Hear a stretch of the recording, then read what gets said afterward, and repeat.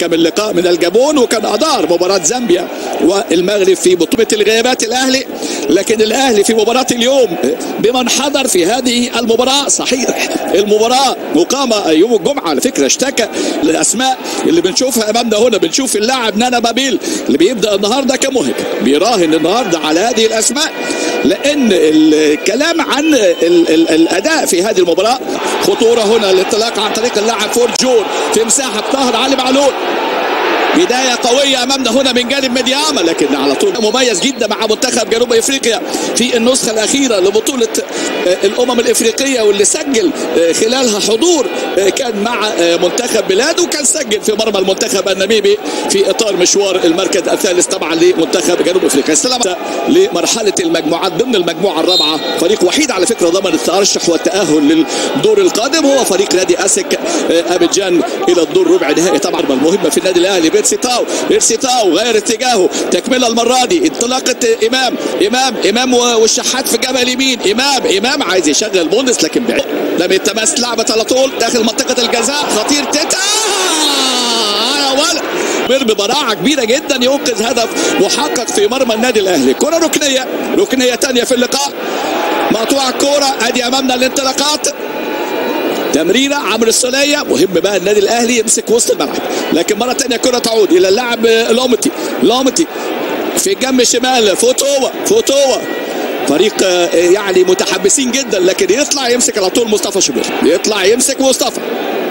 لعب مباراه المقاولون وظهر في لقاءات، يعني كلما ظهر ولعب مع الاهلي بيظهر بشكل مميز.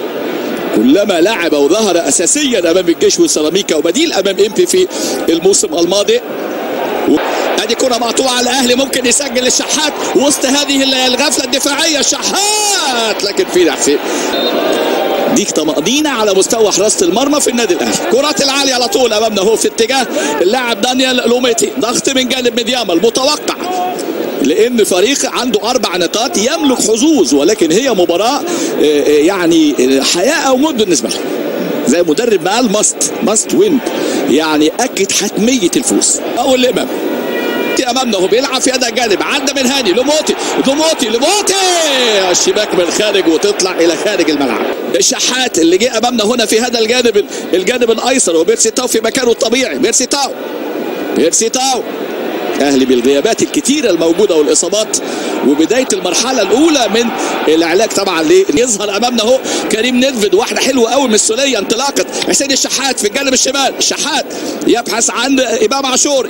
دور مهم النهارده الامام، تمريره من امام في اتجاه حسين الشحات، لكن تغطيه دفاعيه المره دي على طول من اللاعب مامادو في اللقطه اللي فاتت. مامادو على طول لمسه، لكن هنا كان لقاء 1-1 بالهدف الشهيد كما الكابتن الخطيب. عرضيه حلوه قوي محمد هاني مودست، الكرات اللي يبحث عنها مودست من اللاعبين المميزين، كان من نجوم في نادي اف سي كول، بطل في اسبيتار. على طول الكرات الخطيره، تسديده خادعه من حميدو فتوى، ولكن خلاص. وشفنا عرضيه من محمد هاني، ولكن الضغط امامنا هو بيتواصل، والفاول بتاع فتوى. مثل هذه الامور ركنيه على طول الكره العاليه، يطلع على طول شوبير يبعد الكره بقبضه الايد، لكن تدخل قوي قوي مصطفى شوبير.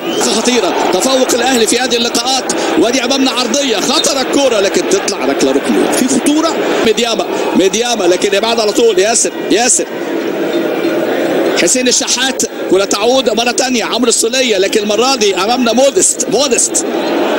مودست لقب الكاس، أول ألقاب مارسيل كولر، ثم لقب عالم ومركز ثالث في كاس العالم، وفوز بلقبين على مستوى السوبر المصري مع مارسيل كولر. إن شاء الله النهائي يهم فيها الفوز والانتصار لتحقيق الصدارة. على طول الركنية الخطيرة، إبعاد مودست يتميز بالضربات الرأسية كمهاجم، لكن حتى الآن ما جاتلوش حاجة حتى الآن. مرة ثانية كرة عرضية خطيرة رأسية، لكن فين بعيد، عملت لحسين الشحات. مرة ثانية هنا انطلاقة الشحات وتدخل على طول من جانب اللاعب لوموتي، تدخل من دانيال لوموتي كبير، لكن يا ولد يا ياسر الكرة أمامنا. ده كان لاعب فوتو لعبها في المرمى، المرة دي بيلعبها على القائم البعيد ورأسية مرت بأمان من اللاعب بيرسي تاو. الشحات الى بيرسي تاو للشحات مرة تانية، التدخل، ولكن كرة امامنا. لسه الكرة في الملعب. فرصة كانت خطيرة اللي فاتت، لكن شوف بقى هنا اليقظة. لسه الكرة ادي امامنا كرة كانت خطيرة، تركيز على الأطراف، مركزين على جبهة هاني وجبهة علي معلول. الكرات الأمامية الأهلي يلجأ للكرات الطولية. تيتا ولد يا ياسر بنجم من نجوم اللقاء. بص الكرة، بص الكرة أمامنا، خطأ جديد من محمد عبد المنعم أمامنا أهو في هذه الكرة، مهم قوي في هذا في مصطفى يونس. أسماء كتيرة الحقيقة ونجوم كبار في تاريخ النادي الأهلي. نتكلم على مكان وائل جمعة، طبعا الصخرة وائل جمعة وأسماء كبيرة لعبت، وعماد النحاس وشادي الأوقات القريبة. لكن حتى الآن تعادل سلبي قائم. مرة تانية كرة خطرة المرة دي، السرعة مطلوبة. عمرو السولية تمريرة، استلام على طول بيرسي تاو. الضغط مهم في هذه الكرة. بيرسي تاو يا إمام اتحرك وحش. إمام خطيرة. محمد هاني هجمة سريعة، هجمة أمامنا اهو 3 على 3. هاني بيرسي تاو طلع له الكرة بقى أسرع من كده. أدي بيرسي تاو خلى تسلل، خلي القدم الخارجي طويلة شوية لكن يلحق. حسين الشحات واحدة من هجمات الأهلي الواحدة. الشحات يا ولد علي معلول، كمل علي التدخل، لمسة اليد على اللاعب مامادو، لكن طبعا ما فيش فار امامنا. الكره اللي فاتت اتعملت حلوه من الشحات لعلي معلول، وادي انطلاقه امامنا اهو المساحه. علي متقدم على طول، حافظين الادوار، يلعبها طويله امامنا اماميه. سوليه في وسط الملعب نادي الاهلي، تمريره حلوه قوي الموديس، السلام وهي، ولكن تسديده جول حسين الشحات. موديس يصنع والشحات يسجل.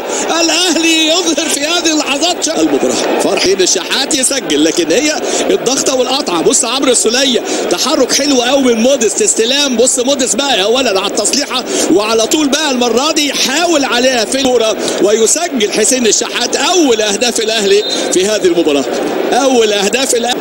بيرسي تاو مع فتوة، عدى بيرسي تاو، ولكن المرة دي التغطية الدفاعية على طول. يأتي الكابتن والقائد بابا موسى. الأهلي مرة ثانية، الأهلي يبدو أن مارسيل كولر تحدث مع اللاعبين بشكل خلق لهم حوافز في الشوط الثاني عشان يأدوا حتى الآن بهذا الأداء مع التقدم بهدف حسين الشحات. على طول كرة تصل إلى اللاعب بابيل أمامية سريعة الى السريع والمشاكس والمشاغب. امامنا هنا رقم 30 لوموتي، دانيال لوموتي، لكن دايما بيروحوا للكره ويسيبوا الكره، يعني سبق الكره.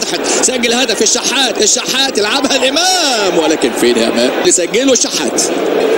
شوف امامنا هنا الاستلام والتسديده من زاويه صعبه، ولكن عدى راوغ محمد هاني على طول راسيه. كريم ندفد يشيل الخطوره اماميه. امام عاشور دوس عليها حلوه قوي. حسين الشحات راجع امامنا اهو، يجري موديس بقى المره دي، تمريره سريعه موديس، لكن على طول يطلع حارس المرمى فيليكس كيا في ماد على موديس وعلى بيرسي تاو. يعني النقطه اللي عملها الشوط الثاني انه اصبح بيلعب بالشحات.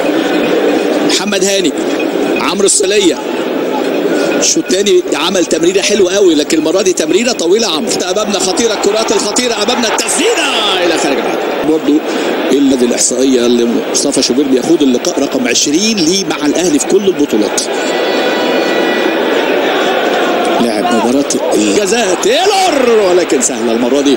في كرة من مانتي يفتح اللعب امامنا اهو، بيلعبوا بشكل مميز، بيحاولوا يفتحوا اللعب على الاطراف. تمريره في العمق الهجومي وتيلور يسدد، ولكن ابو علي اللي دخل في اللقاء امامنا. اول كرة من رامي، واحد من الحلول طبعا رامي ربيعه، لكن مش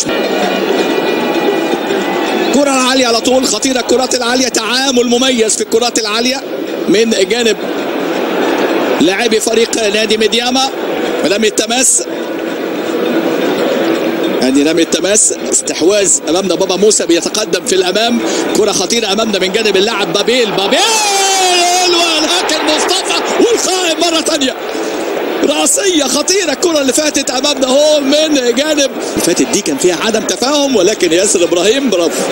ياسر ابراهيم مكان يحتاج ما تديش الامان لحد ابدا. في كرة كانت ممكن تكلف الاهلي، لكن ياسر مرة ثانية التسديدة في بعيد كبير من اللاعبين زي ما قلنا. درجة الحرارة. رضا سليم في الجنب الشمال، علي معلول يعلق كرة عالية، ادي امام بيرسي تاو في انتظارها، لكن الابعاد المرة دي على طول من جانب اللاعب فتوة. سرعة والتحرك المرة دي يا ولد. امام بروح عالية، اوه المهارة عندها من منطقة امام، لكن تزودها في الثانية. ترجع مرة ثانية بيرسي تاو، اكرم توفيق في وسط الملعب، وعاد رامي اللي لعب في وسط الملعب للحظات. تمريرة من رضا سريعة. الاهلي والوصول طول الى النقطه التاسعه وفوز تاني بعد 3 تعادلات في هذه المجموعه، وفوز كان طبعا على هذا الفريق. انطلاقه جديده امامنا من جانب اكرم يمرر كوره لكريم فؤاد، كريم يلعب كوره راسيه حلوه، الكوره اللي فاتت يا ولد يا ولد يا ولد. ركنيه اتلعبت قصيره، امام يلعبها حلوه قوي لكريم فؤاد، كريم يمرر كوره عرضيه راسيه امامنا من جانب اللاعب متحمس قوي الحقيقه اللاعب وسام 25 عام، اللاعب وسام ابو علي. رامي ربيعه، عمرو السوليه الى امام عاشور، يفكر يسدد امام، لكن النهارده كل تسديد اللاعب انوبه عدى حلو قوي. امام من زاويه صعبه، امام عامل كره حلوه امام، لكن على طول حارس مقطوعه وسط. عمرو السوليه الشوط الثاني عامل اداء مميز. انطلاقه رضا سليم اختار الحل الفردي، عدى رضا من زاويه صعبه، لكن تغطيه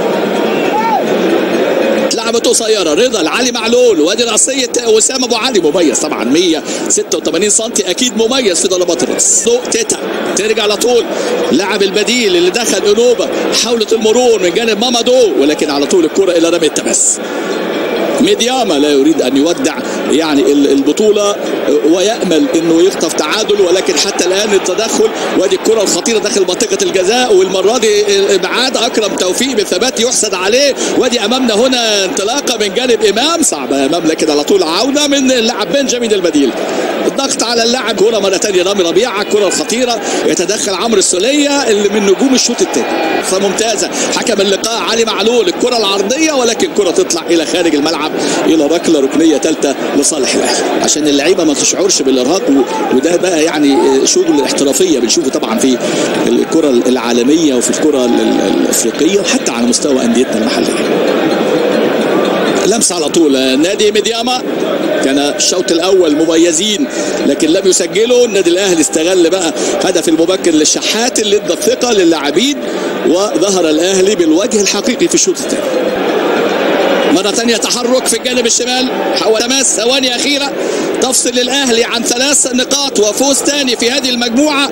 يطلع محمد عبد المنعم بشكل مميز اللقطة اللي فاتت. مرة ثانية عمرو السولية انطلاقة أمامنا هنا، وسام ولكن حارس المرمى يطلع أمامنا الحارس فيليكس كي أمامنا ينقذ كرة من أمام وسام أبو علي اللي يعني ملامح مهاجم مميز.